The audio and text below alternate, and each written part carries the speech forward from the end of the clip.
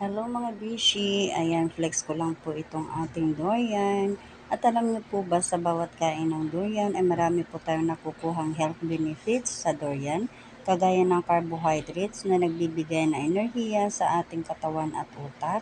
Pangalawa, fiber na nakakatulong sa pag-iwas ng constipation, pagkontrol ng ating blood sugar at pagbawas ng kolesterol. Pangatlo, vitamin C, pampalakas ng ating immune system, antioxidant laban sa infeksyon, collagen, isang proteinang mahalaga sa kasukasuan, buhok, balat, at iba pa. Pang-apat, potassium and minerals na kailangan natin para panatilihin ang ating presyon ng dugo at tibok ng ating puso.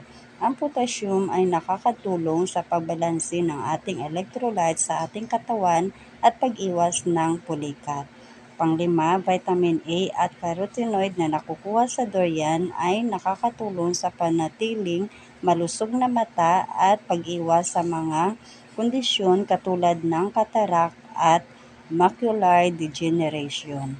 Pang-anim, iron and minerals. Mahalaga para sa paggawa ng red blood cells at pagdala ng oxygen sa ating katawan. Ang iron ay may nakakatulong sa pag-iwas sa anemia. Ayan, sana po ay natutunan tayo. Thank you for watching.